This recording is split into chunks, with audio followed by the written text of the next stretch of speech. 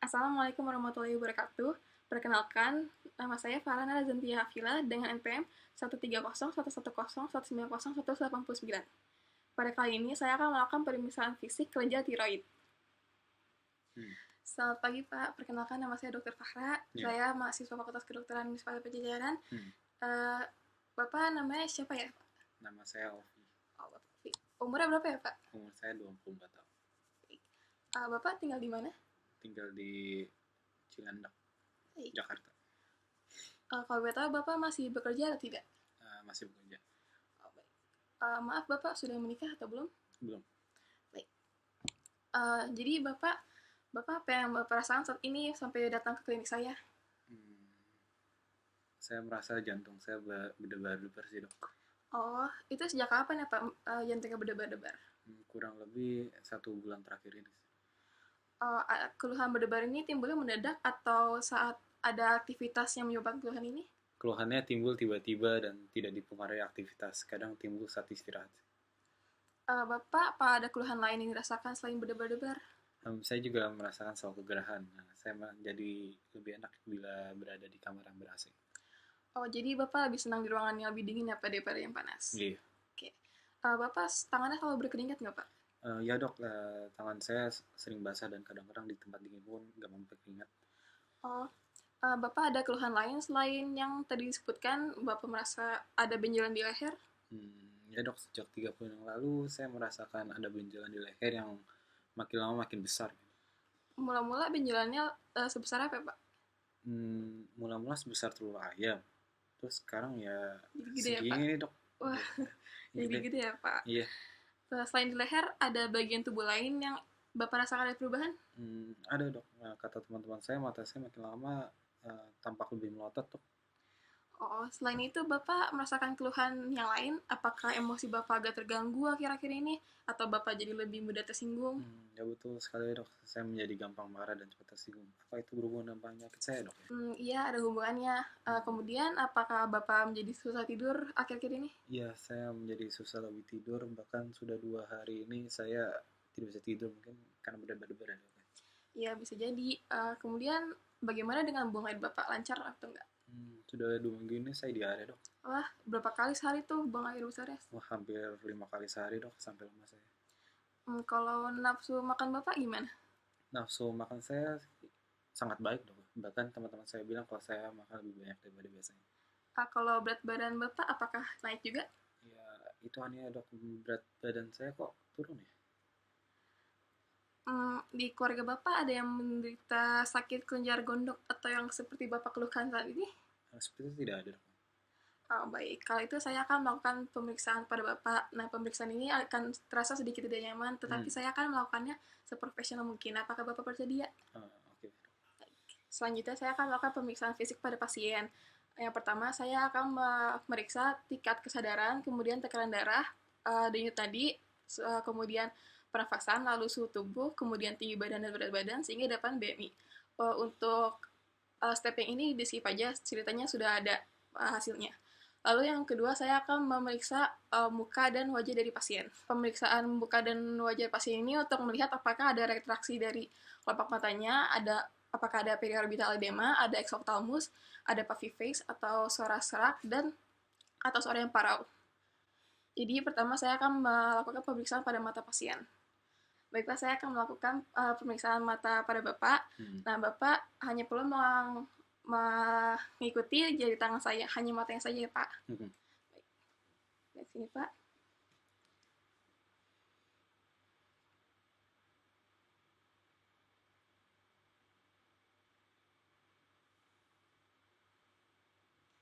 Baik, pada pasien tidak ada lid lag.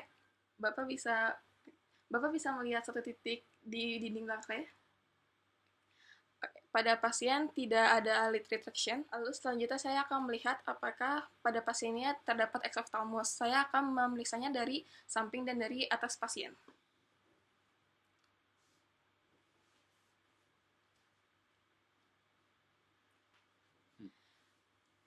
Pada pasien ini tidak ada exophthalmos. Selanjutnya saya akan melakukan pemeriksaan leher untuk melihat kelenjar tiroid pasien. Yang pertama saya akan memeriksanya dari depan.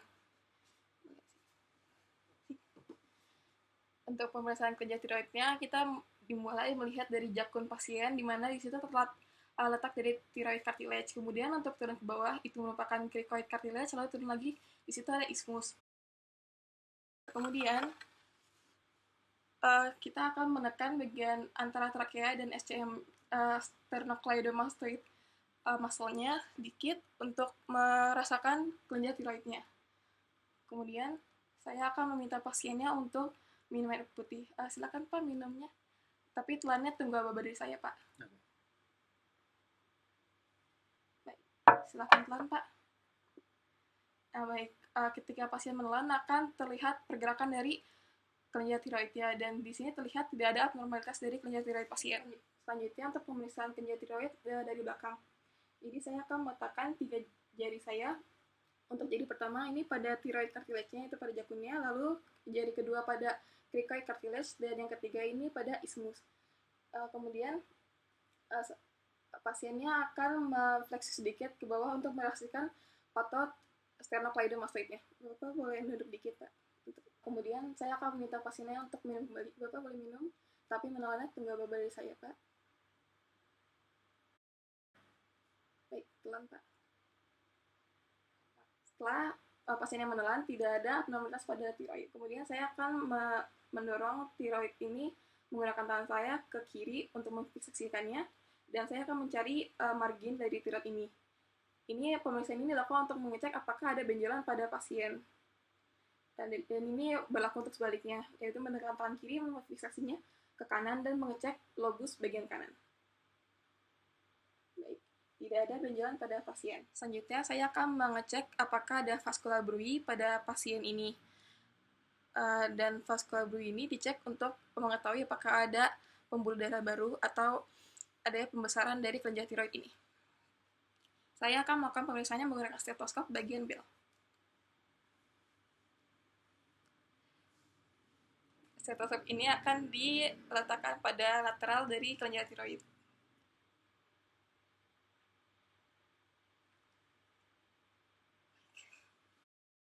Pada pasien ini tidak ada vascular bruit. Selanjutnya saya akan melakukan pengukuran pada kelenjar tiroid menggunakan plastik bening dan spidol merah. Plastik merahnya ini akan diletakkan pada kelenjar tiroidnya, kemudian ditekan sedikit untuk terlihat lebih jelas, lalu saya akan menggambarkan kelenjar tiroidnya.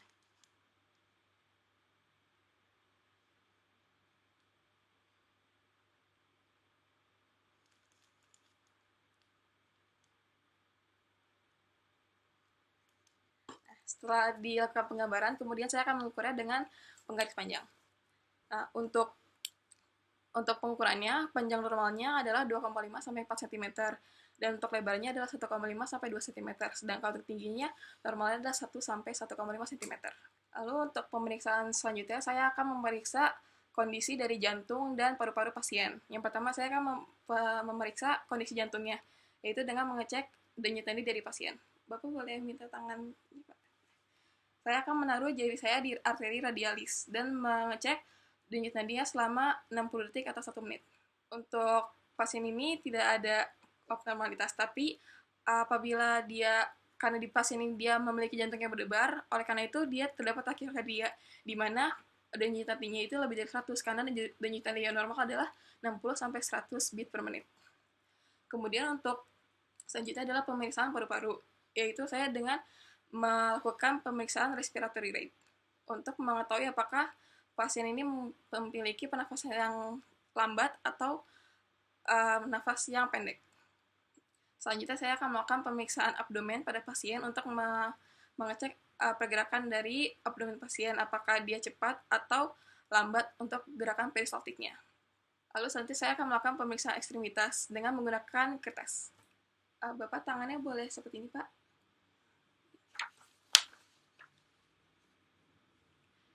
Kemudian saya akan melihat apakah kertas itu akan bergerak. Apabila bergerak, pasien ada tremor.